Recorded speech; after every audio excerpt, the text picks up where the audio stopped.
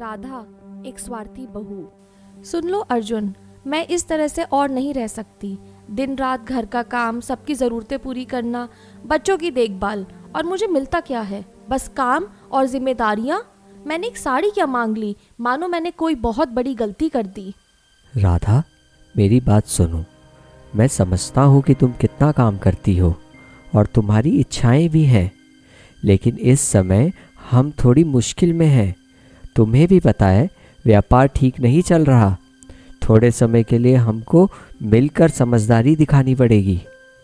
अर्जुन, हर बार तुम यही कहते हो, अभी नहीं राधा, फिर कभी राधा, अब और नहीं, हमेशा मैं ही समझूं। पर तुम्हारी हर ज़रूरत, हर इच्छा पूरी हो जाती है। मेरी खुशियों का क्या मेरा हक नहीं है अपनी कुछ इच्छाएं पूरी करने का? राधा, मैं समझता हूँ कि तुमने भी अपने लिए कुछ सोचा होगा, लेकिन हर चीज़ का एक सही वक्त होता है। मैं ये सब सिर्फ तुम्हारे और घर की भलाई के लिए ही कर रहा हूँ। बस करिए अर्जुन, आप हर बार ऐसे ही बात करते हैं। कोई मेरी खुशियों की परवाह नहीं करता। सबको लगता है कि मैं सिर्फ दूसरों के लिए जीने के लिए बनी हूँ, लेकिन मैं भी इंसान हूँ। मेरी भी भावनाएं हैं, मेरे भी सपने हैं। राधा बेटा, इतनी ऊंची आवाज़ में बात करना ठीक नहीं है। घर में बातें प्यार और समझदारी से सुलझाई जाती हैं, गुस्से में नहीं।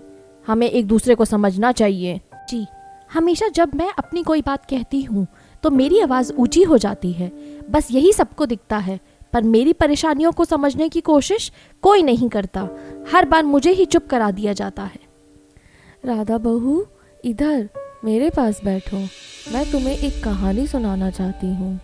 तुम समझदार हो, शायद मेरी बात समझ आ जाए। जब दिल भारी हो जाता है तो कभी कभी अनुभव की बात सुनने से रास्ते आसान हो जाते हैं। राधा बेटा, जब मैं तुम्हारी उम्र की थी, मेरी भी बहुत सारी इच्छाएं थी। तुम्हारी तरह मुझे भी सुंदर कपड़े पहनना, अच्छे गहने लेना, सजी धजी दिखना बहुत पसंद था। एक बार मैंने अपने पति से एक महंगी साड़ी की मांग की। मुझे याद है, वो साड़ी बहुत ही सुंदर थी, लेकिन उस वक्त हमारे घर की आर्थिक हालत खराब चल रही थी। हमारे व्यापार में घाटा हो रहा था, पर मैं अपनी जिद पर अड़ी रही। मुझे लगा ये तो सिर्फ एक साड़ी है, मेरे पति के लिए क्या ही बड़ी बात है। तो फिर क्या हुआ दादी जी? उन्होंने आपकी मांग मानी या आपको मना कर दिया? तब उन्होंने मुझसे कुछ ऐसा कहा जो मैं आज तक नहीं भूली। उन्होंने कहा, साड़ी तो मिल जाएगी, पर रिश्तों को बनाए रखने के लिए प्यार, समझ और त्याग की भी ज़रूरत होती है। रिश्तों में अपनी इच्छाओं के पीछे अपनों की भावनाओं का भी ख्याल रखना पड़ता है। किसी दिन तुम्हारी ये साड़ी तो पुरानी हो जाएगी, लेकिन अगर हम अपने रिश्ते खो देंगे तो वो खालीपन कभी नहीं भर पाएगा। उस दिन उनकी बात ने मेरे दिल को छू लिया। मुझे एहसास हुआ कि सच्ची खुशियाँ केवल चीज़ों में नहीं, बल्कि रिश्तों में होती है। दादी, तब आपने क्या किया? साड़ी का प्लान छोड़ दिया या फिर और जिद की? मैंने मान लिया, और कुछ दिन बाद मेरे पति ने मेरे लिए एक साधारण लेकिन बहुत ही सुंदर साड़ी ला कर दी। मैंने वो साड़ी बहुत प्यार से पहनी, क्योंकि तब तक मुझे समझ में आ गया था कि मेरे रिश्ते और उनकी भावनाएं किसी भी चीज़ से कई ज़्यादा कीमती हैं। इस बार लड़ाई में हार मान ली? नहीं मीरा, मैं तो बस इतना चाहती हूँ कि मेरी भी कुछ बातें सुनी जाएं। मुझे बस लगता है कि मेरी इच्छाओं की कोई कद्र नहीं करता। घर में सब मुझे ही समझाने में लगे रहते हैं, मानो मैं कोई गलत काम कर रही हूँ। देख राधा, मैं समझ सकती हूँ कि तू किस दौर से गुजर रही है, पर क्या कभी तूने सोचा है कि अर्जुन भी दिन रात मेहनत करता है ताकि घर की ज़रूरतें पूरी हो सकें। वह भी चाहता है कि तू खुश रहे, पर इस वक्त हालात थोड़े कठिन हैं, उसे भी सहारे की ज़रूरत है। पता नहीं मीरा, मुझे तो ऐसा लगता है कि मैं सबकी उम्मीदों के बोझ तले दब गई हूँ। जब भी मैं अपनी कोई इच्छा जताती हूँ तो सब मुझे स्वार्थी समझते हैं। क्या अपनी खुशी के लिए कुछ मांगना गलत है? गलत तो नहीं है, पर शायद तरीका बदलना होगा।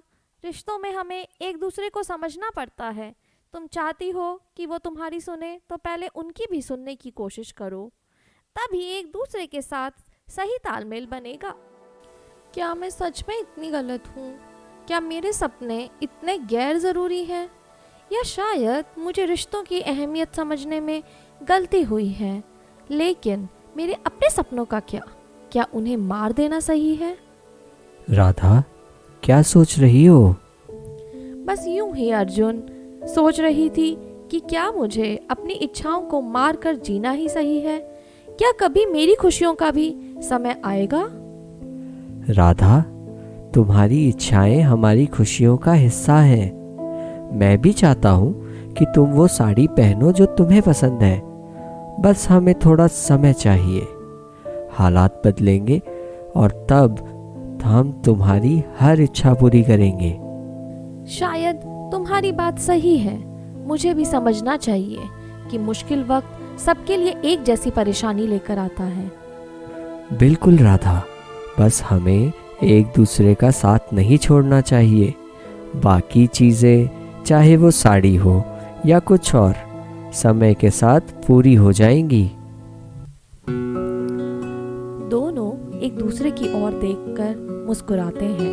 एक दूसरे की बात समझने से उनके बीच के तनाव कम हो जाते हैं। दादी जी की सीख और अर्जुन की समझदारी ने राधा को एक नई दिशा दिखाई है। राधा अब समझ चुकी है कि रिश्तों की अहमियत को समझना ही सच्ची खुशी का रास्ता है।